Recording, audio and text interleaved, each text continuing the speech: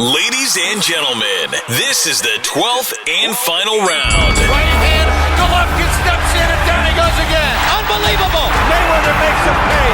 What a rookie mistake. A sensational left hook by De La Hoya. It's facts. I'm the best. You know what I mean? Sometimes I don't want to believe it myself, but it's the truth. I'm the best. I'm going to show you how great I am. From Southern California, this is the Last Round Podcast. Welcome to a bonus episode of the Last Round Podcast, and we have something a little bit different today. Someone, a big fan like ourselves. We have special guest Grime MC Grim Sickers. Thanks for joining me, Grim. Yo, man, I'm a big fan of the podcast, man. Thanks for having me. Oh, no worries, no worries. You know, great to have you on.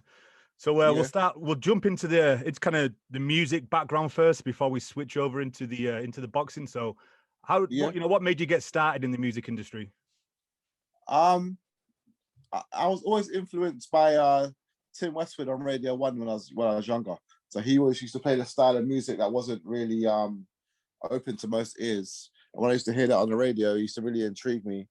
And then I went in depth with it, and that's when I found out I really wanted to be a musician. So I have to big up Tim Westwood, man. So because it went a long way. Did it first start off as a hobby, and then obviously you found out I wasn't very good when I first started out, but I think I was more of a try-harder. So the more I tried, the more better I got. So I'm not like naturally gifted, but I think I work harder than most people, which cemented my place in the industry in the end. And how did you get the moniker Grim Sickers? Where did that come from? Oh, yeah. Well, basically, I was first called Grim. And then one day I was watching the telly, music videos back in the day before YouTube. And there's another guy called Grim. And people my age was saying the word sick a lot, and I just abbreviated on the word sick, and it ended up as Sickers. So nothing scientific, just abbreviated on the word sick, to be fair. And then when you first started, how hard was it to go, full time? Was it a lot of just working? Because you worked at the Honda garage, right? Yeah. I was putting the Type R door on, and the Civic door actually on. It was hard, man. I got a lucky break, man. Matt Skinner heard me one day, and I got a lucky break. So it's luck, but I think I worked hard enough to earn that luck, if you know what I mean. So it's a bit of both. It's just more dedication, and dedication led me to get a chance. So I always say to people out there, if you work hard, you never know when your break's going to come. So keep working hard and give you 100%. I'm sure you'll get a break somewhere along the line. Just tell us about the break. And obviously Mike Skinner's from the streets, correct? Yeah, from the streets, from London and Birmingham as well. So how did that break come about? How did he spot you? What song was it? What track was it? Oh, I had a song called Kane, which was so I started off in the Grime underground scene, and it was bubbling quite hard. And someone showed him it, and he just said, I need to meet this guy. I want to sign the song. So it was just I feel like the stars was aligned because I was a big fan of him. He was a big fan of me, and we created history together, to be fair. Where was the first big concert or gig you did?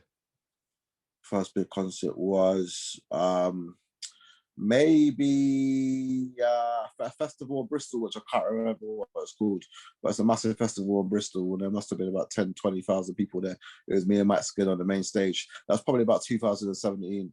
But the biggest one was that we done the last Glastonbury, the John Peel stage, and that must have been to about 40,000-50,000 people. So we did the last Glastonbury. Any thoughts of coming over to the US? I've been there already. I've toured. I've done San Francisco, Los Angeles, Miami, and Boston. And that was just before lockdown. I was meant to come back down there this year, July. But I don't think it's looking compatible. I'm going to be doing LA, San Francisco, and Miami. But if they let us out, I'll be there. If not, we've got to put off for another year. You're more than welcome to come. I'd love you to come as well, man. Oh, definitely. Yeah. So those places sound terrible. San Francisco, LA, Miami. I'd love you to come to any of them, man. So how's COVID affected, obviously, the music with no gigs? But you know what? I'm lucky enough where my label has gave me a free studio to use every day. So I'm in the studio literally every day. I'm with my missus and the kids before 12. Leave at 12, come back. So I've got a routine still. So I'm very fortunate, man. I count myself very lucky, man. I'm in a blessed place to have studio every day. So switching over to the boxing, who or what got you involved in the boxing?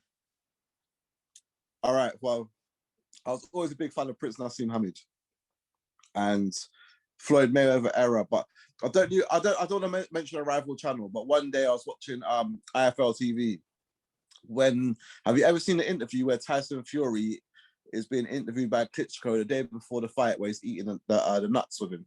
Mm. Have you ever seen that interview? Yeah. That's the interview that got me, because I realized who Tyson Fury was that day and what he's capable of. And since then, I've been fascinated with him, which made me fascinated with the sport. So I've probably been a fanatic for about 6 years, because I'm really nerdy of boxing. Like, it's my second biggest love. So yeah, probably that's the interview that made me into a nerd. But Prince Nassim Hamid probably started me into boxing. Looking at previous interviews before I spoke to you today, you're a big fan of all of kind of the gypsy style fighters, Billy Joe Saunders, Tyson. Yeah, I don't know what it is. I think I'm a fan of them because I feel they love fighting more than the average man. And the passion I see is passion I have for other things, and more of the heart and more of the, it's a fight. I don't know, they live to fight, and that's the kind of, the passion I see that's what makes me a fan. It's the passion from the whole community, the way the families live and breathe off it. So yeah, that's the most passion I see from our boxers, from the gypsy side of things. And you've actually named a couple of tracks after John Fury and Billy Joe Saunders. How did that come around? Yeah.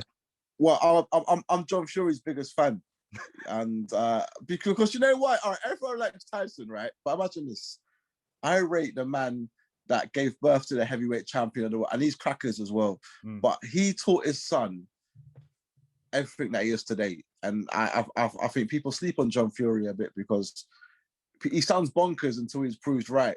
Everything he said has come to fruition, and I just rate the mindset and the father-son relationship. And I look at John and think, yeah, man, if I had a dad like that, I think I could do anything in the world as well.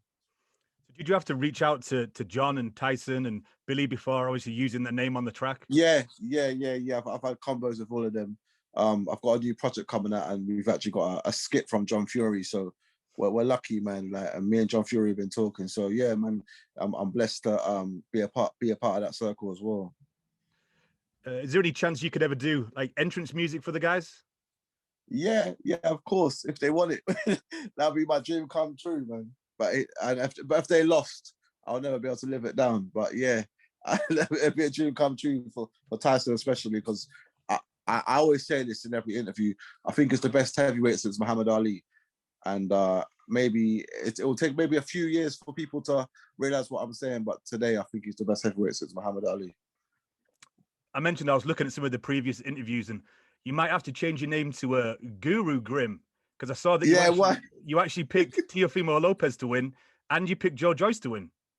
Yeah. Of course. Because Teofimo, there was something about him, which, I don't know, maybe like the switching sides in boxing. I saw Teofimo, and I think Teofimo is a good guy, but the guards changed that day. But I do think that Loma can beat him in a rematch, though.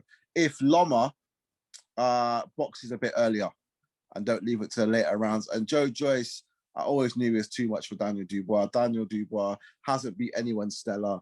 He's good. He's going to be good, but it was way too early, man. I think people slept on Joe Joyce, so I'm glad he's getting the respect he deserves. And the interim bout against Usyk as well. I'm happy he's getting that fight as well.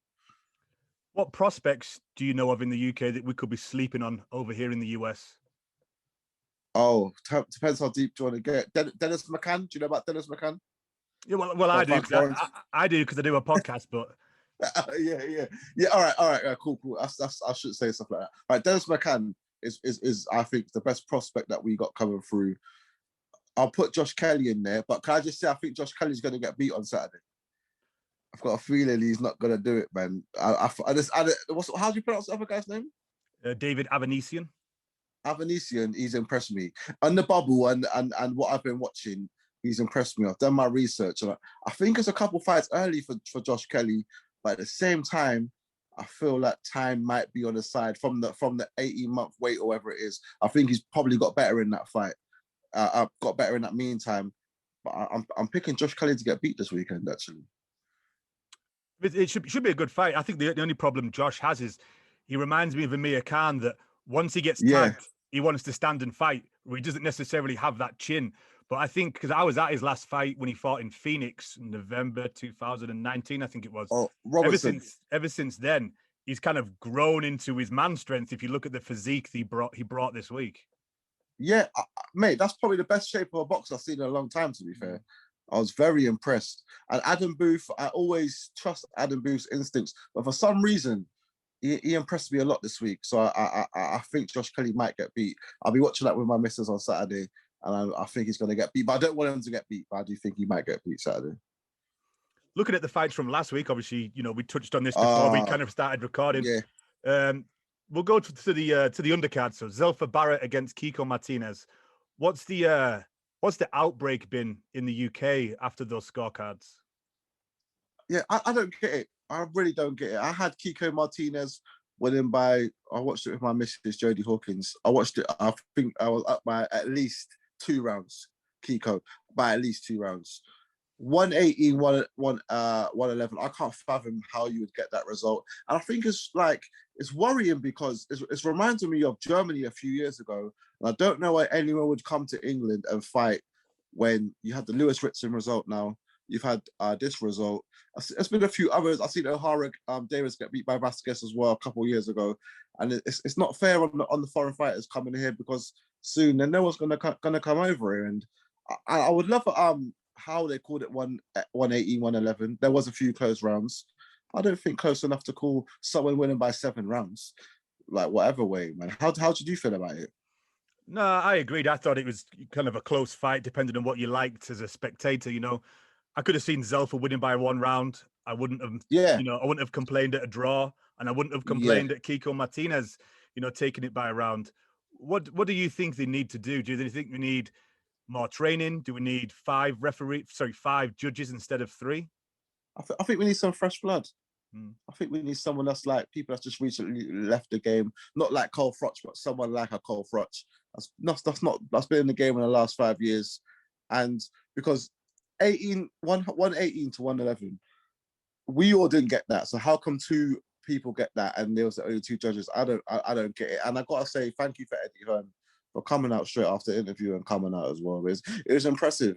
It was impressive, man, because soon no one's gonna want to come to England and fight.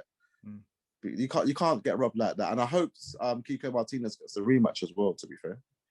Yeah, Eddie's touched on the rematch, and the problem we have is, the referee and the judges, they're not only deciding the winner of that fight, it's the person's career, and it affects their next paycheck.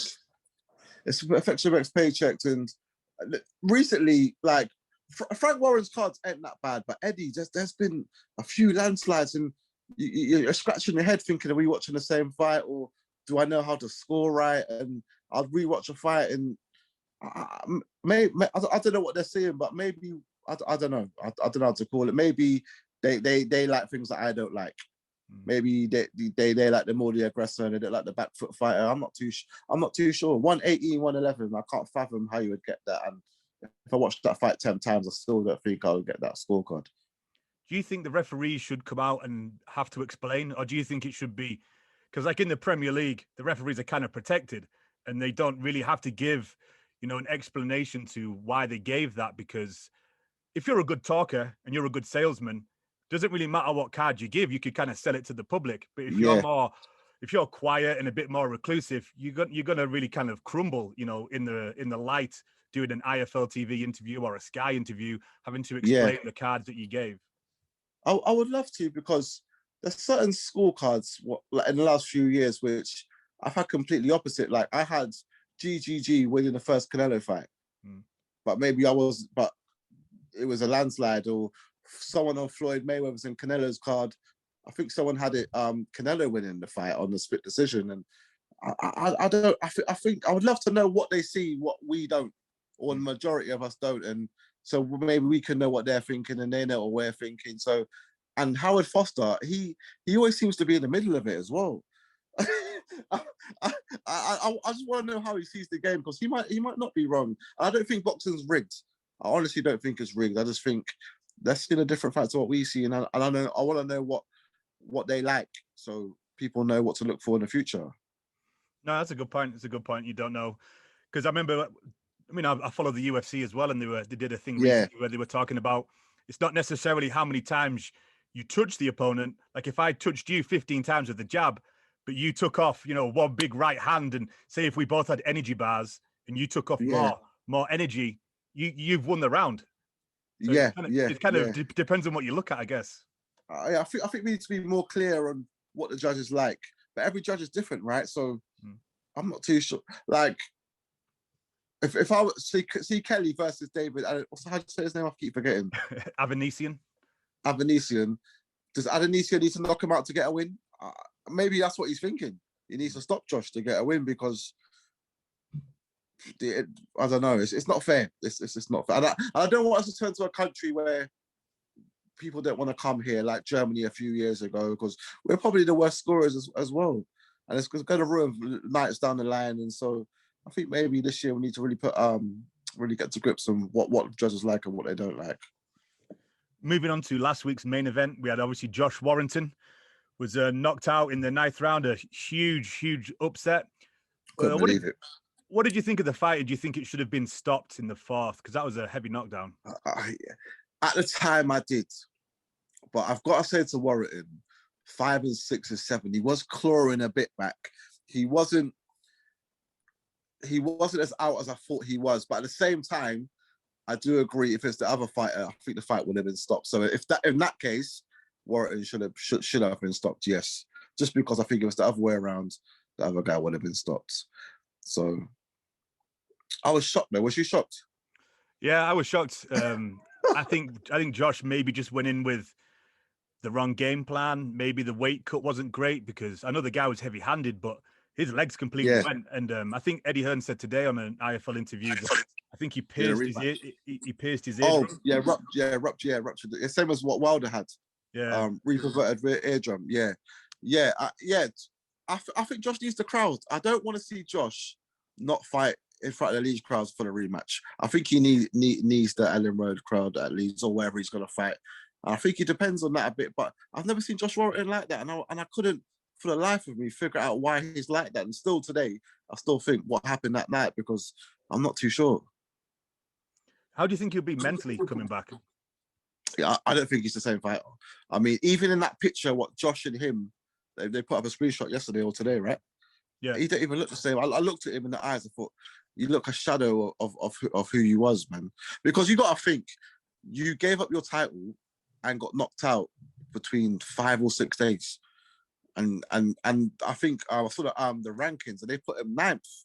Can't remember what rankings it was, but they've put him 9th already. It was crazy. So yeah, he must be. That's probably, since Ruiz Joshua, that's probably one of the biggest upsets I've seen still. And do you think he'll be in the right frame of mind to turn around and do what AJ did and fight Ruiz straight away? Like, should he get back in with Lara, or should he go away and have a few confidence boosters? I think just for principle, he has to get back in with Lara, but I don't think he can beat Lara. I don't think Lara's style is suited for Warrington at all. And I think he will catch Warrington again. Even if Warrington does box him, that's his best chance. But that Lara, he's game. He's actually like, he can be something special at that weight. I think. I know he's 22 and he's lost a few fights, but as he gets older, I can only see him getting better. It's funny you say that. A few people have actually said that now. Now they've looked at it and they've seen that fight, that Lara's just all wrong for Josh. Yeah, the style is completely wrong. And he will catch Warrington, because do you remember in the first round where he caught him early and Warrington thought, okay, he's got a bit of a bang on him. And I just actually think, I want Warrington to beat him, but if they fight again, I think the styles are wrong for him. I think the exact same thing will happen as well. I think he'll get knocked out again. So looking forward next week, we have Canelo is going to be facing Avni Yildirim, and then once he's beaten him, he'll be taking on one of your favorite fighters, Billy Joe Saunders. So how do you see that one going? I think Billy can pull it off. I honestly think not. All right, I think Billy's the only fighter that can pull it off. I think Canelo. How about this then? This is a statement. I think Canelo right now, at his prime, is better than Floyd Mayweather at his prime. Is that an overstatement? What do you think? That's fair to say or not? I don't think I can see where you're coming from, because he's done a lot of amazing things. He's gone up from all those different weight categories. Yeah, beat that's someone what like I mean. Kovalev, and the spectrum of weight that he's moved is probably more than Mayweather, because Mayweather's moved through, you know, weight categories that are like 5, 6, 7 pounds, but he's gone all the way up to light heavyweight. Yeah, exactly. So that's why. But Billy, I think Billy, speed in this fight. I think if Billy can do the same tactics that Floyd did, which I think Billy's very capable of, speed, annoy Canelo in the pocket, out the pocket, run around for a few rounds. I don't think the judges will give it to him. I think he has to stop Canelo, but I don't think he'll stop Canelo at the same time. But if the judges were fair on a fair night and they gave him the rub of the green, I think he can beat him. But with the judges being with Canelo, I always say this, man, like, if you knock Canelo out, you'll get a draw. That's my famous line. I don't think, unless you don't knock Canelo out, I don't think you ever get the decision. Do you think we may see Billy Joe go down the Tyson Fury route of just, you know, trying to play some mind games? I think it'd be in his face ASAP on that press conference. I think Canelo, he'll rub Canelo up the wrong way. He'll have Canelo up. And Billy's very capable, and I hope he does it, man. But if he's was he fighting on what's it called, Mayo de Cinco? Yeah, Cinco de Mayo, yeah. Yeah, Cinco de Mayo, sorry, yeah. Cinco de Mayo, in no chance he'll get it on points. He's got to stop Canelo, but I don't think he can just stop Canelo. But I think the streets know that Billy will beat Canelo. If you know what I mean, the streets will know that he beat Canelo. That's the only thing. That's the only way I can see him winning. Another of your favorite fighters, obviously AJ and Tyson Fury. We don't have a date yet, but I think we're earmarked for sometime around the summer, probably in Saudi Arabia or Dubai. How do you see that one going? Man, you know, so we're a Fury masterclass, man. I don't think past 6 rounds. I think Fury's got more heart. Do you know what though? I've never seen anyone survive when AJ jumps on you. So that's the only way AJ's got a chance of winning, if he catches Fury in the exchanges. But I think Fury will box his head off if he can have too much heart for him, a bit too quick for him. And yeah, I think Fury will win in 4-6. I think could beat Joshua. Do you think we may see the old school Joshua, the first reincarnation of Joshua before he lost to Ruiz? Because ever since that fight, he's been a little bit more tentative. Yeah, I didn't like him in the Ruiz too. I knew he had to get the belt back, but he didn't show. He showed me he can box, but he can't do that against Fury. If Fury comes against like he did against Wilder, I think it'll be easy. I think Fury's going to shock the world, actually. Like, and the people will praise him and say, yeah, he's a special fighter. How many more fights do you think we see from Tyson? Because he goes back and forth saying that last ones. Joshua twice. What can he do after that? Really, might retire and come back, but Joshua twice, and I think that's a day. I think because the gap that he took out as well, from 29 to 31 or whatever it was, 28 to 30, that will catch up with him. So I think he'll beat Joshua twice and call it a day. Then moving on to another one, March the 6th, Povetkin, Dylan White. Oh, man. I love Dylan White so much, bro. I don't want him to have the fight, but I don't know. I think it's such a big knockout. I don't know how it's going to go. I'm so glad it didn't happen in November as originally planned, because I think it was way too soon. I thought it was way too soon, but I don't know how you can recover from that knockout. I honestly, I think Povetkin might have his number, but I want Dylan to win so badly, but I don't know how you can resurrect that. That punch. Yeah, I don't know, man.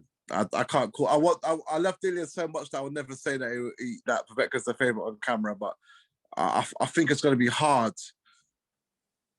not to see the same result. Povetkin's special, man. Yeah, man. What do you think Dillian might win next time? I think a lot of people would have been affected mentally by that knockout, but I think the fact that I think Dillian, with him coming from the streets, and he's the can man. Yeah, so he'll fight anyone, anytime, anywhere. I think he had that fight under control as well, didn't he?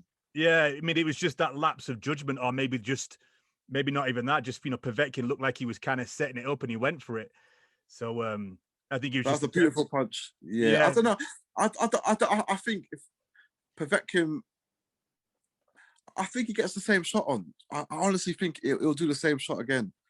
Honestly, man, because see, Dillian, he loves a dogfight. Dillian will have a plan, and when he's in there, he'll just have it out with you. That's what he's like. He'll laugh it out. So, Yeah, I don't want to call that one just yet. I love Dillian too much to go against him, but yeah, that's gonna be a 50-50. And then obviously one of the probably the biggest fight for us hardcores that has been announced for this year, Josh Yeah. Taylor, Jose Ramirez. This is going to be, I think, the week before Billy Joel and Canelo. Is that the week before? I think so. Josh Taylor. I think Josh Taylor easily. I think Josh Taylor's the best 140 for since Mikey Garcia, but I still think he'll beat Mikey Garcia. Josh Taylor easily. I think Ramirez is a bit of. I think Prograis would beat Ramirez. I think Josh Taylor is head and shoulders above anyone in 140, and I would love to see Josh Taylor in the 147 because I think he can win a bout in that weight as well. I think that of us Brits, after Joshua Fury, he's probably the last one up you got left, man. So if you're picking Josh Taylor to win that, obviously he unifies all the titles. Teofimo Lopez steps up, and we see Josh Taylor, Teofimo Lopez. You got me. I don't know. Probably Lopez, you know. I think Lopez is a special fighter, man. I think Lopez is and he's such a nice guy as well. I've been watching all of his. Do you know, who's that guy that he knocked out and he went to the fight at the weekend? I forgot the guy's name. Richard Comey, and the way he was speaking on Comey at the weekend, I thought, guy, I looked at him, I thought, yeah, man, you're a special fighter. I think Lopez will win that. I think Lopez. Do you think when Lopez beats what's the name, Caposto, who's he fighting now? His mandatory Cambosis. Yeah, so do you think after Cambosis he's going to move up, or do you think he might fight Haney or Garcia?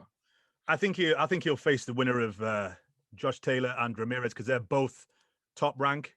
He's top rank. Yeah. So it's an easy fight for them, I think, to make. I don't think any of those youngsters will face each other until I think they should. Yeah. I think they'll try. They'll keep talking about it, and they'll probably all face somebody else. So can he still keep the belts and fight Josh Taylor for and unify 2 divisions if he wins? It depends because obviously Gervonta Davis and Leo Santa Cruz kind of did it because they fought the lowest weight. But if he steps up, I think he'll relinquish them and he'll hope to unify and beat. I mean, I agree. I think Josh Taylor wins, so I agree. Yeah. Well, I don't know. Well, do you think Josh Taylor beats Lopez?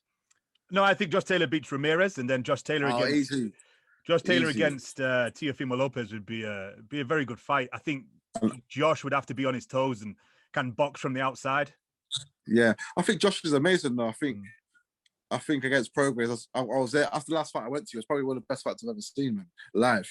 It was such a good fight, man. But I think Lopez will pip him to it though, man. What other fights that are you looking forward to for the rest of the year?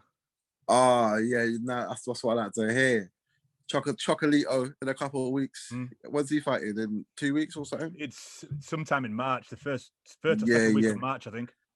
Yeah, I can't wait for that one. I hope that. Well, I'm looking forward to Crawford versus Porter. It's meant to be fighting Porter, right?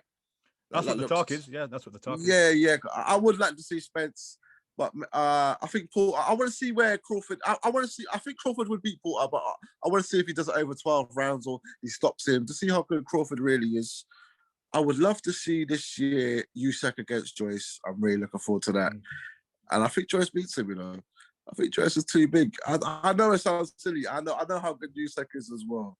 But I think Joyce's jab is amazing. And to fracture a man's eye with the same punch, which I know Usyk's not as silly as, well, not silly, but not as naive as Dubois to get that punch all night for 11 rounds. But it's a very dangerous jab to do that to someone's eye. So Usyk versus Joyce. I'd love to see Conor Benn versus Josh Kelly this year as well. I think that would be an amazing fight. I would love to see. Who would Spence fight this year? Do you think? Who wants to fight Spence this year? See, the problem is he's on over at the PBC, so it's. I know. They all just fight each other. We can't obviously get the Crawford fight. I know. So who would he fight next? You think? And he's fought Danny Garcia. He's he's beat Garcia. Keith Thurman. Yeah. Keith.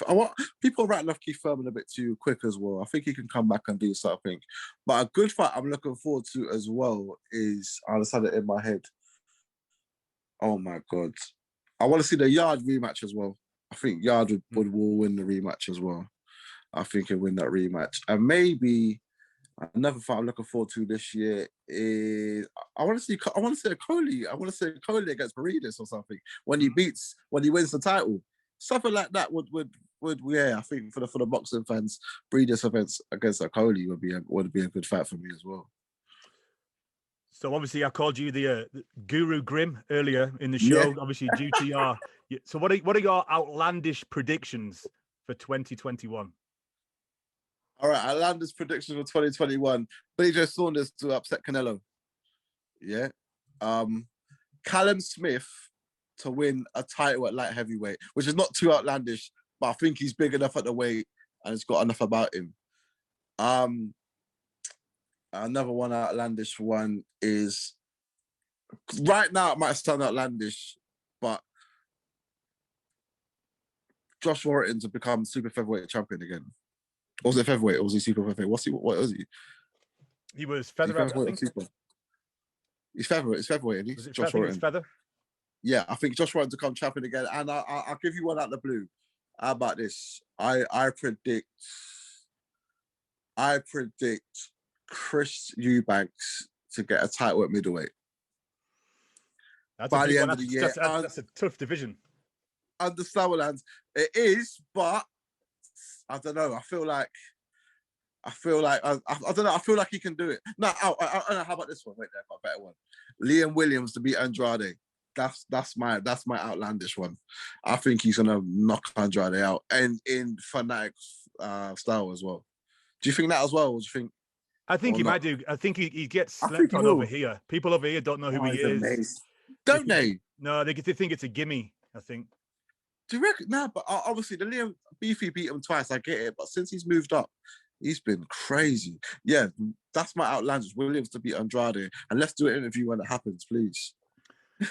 So with all the celebrity fights, all the YouTube fights, do you think we'll ever see you in a celebrity fight? Yeah, I'm on it. I want to fight Logan Paul. So this is my call out to Logan Paul. If you want it, I'm here. We can go at light heavy. So yeah, I'm calling out Logan Paul on the podcast now. Anyone in the grime scene that you got some beef with that we could settle? Oh my God, not just yet. But if there is, we can do it. We could do it. So what are your favorite fights to watch during the lockdown? Oh, great. So the Calzaghe versus Eubanks. It's a bit of a weird one, isn't it? But I always watch that fight because it was a start of a legend and the end of another legend. So I've been watching the GGGs versus Canelos. I've been watching Billy Joe Saunders against Andy Lee. I've been watching Floyd Mayweather versus Oscar De La Hoya. I've been watching. How did you score that one when you rewatched it? Mayweather still. How did you score it? Because I remember when I watched that live, Oscar against Mayweather. And maybe I was too young to watch it live. I scored it to De La Hoya. No way. You're not a Mayweather hater, are you? No. I mean, at the time, I was probably. At the time, I think I was young, like 16 or 17. Yeah. What far off? I watched it over here actually, and I remember watching it, and maybe because I thought Oscar was kind of like pushing the pace more. I thought that he took it, but I'd have to rewatch it and rescore it because maybe I was just completely wrong at the time.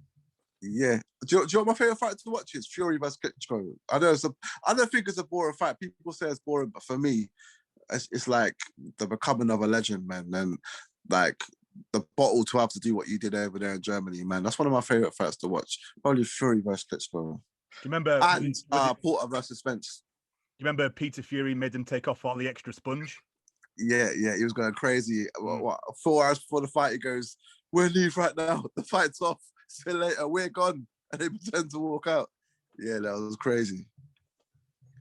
So, Grim, what can you just tell us all what you've got coming up for the rest of the year? You got a new track coming out, I believe. Yeah. I got a new track coming out. Just now, I got a new project coming out called Sickers the Great. It's probably one of the best projects to come out of my scene in the UK this year. Hopefully, you're going to see me and Mike Skin on the streets back on tour, depending on COVID. And but to be fair, I'm going to be on a lot more boxing, man. So if you ever need me for anything, man, or you want to do live stream, or I'm here, man, because I'm looking to crack the boxing scene as well. If you could pick one fighter, and you can't have Tyson Fury, Billy Joe Saunders, mate. Who would you like to do an entrance track for? Jesus Christ, you got me there, boy. They'd have to suit it, like someone like Dylan White. I think Dylan White was suited, but all right, let me probably Prince Nassim. I think that would be a bad shot. I think we got better both for swagger. But active fighters, let me give an active one. Errol Spence. I'm a big Errol Spence fan, so that'll make my dream come true. That's cool. Hopefully one day we'll see. Hopefully. Just tell everybody where they can find you, Grim, on your social media handles. Yeah, Instagram, just Grim Sickers, GrimSickers. Catch me on there. That's why I'm most days, man. And you can find us at The Last Round 12 on Instagram and Twitter. And thanks again, Grim, for having you on, and hopefully catch you when you come over for the gigs. Yeah. I got July. I'm going to be touring over there, so add me on Instagram and I'll DM you about the details when I'm over there. Yeah, will do. Thank you. Take it easy. Thank you for having me. Bye. Cheers. Thank you. Thanks for supporting and listening to the show. Follow us at The Last Round 12 on social media. Rate, review, and subscribe. This is The Last Round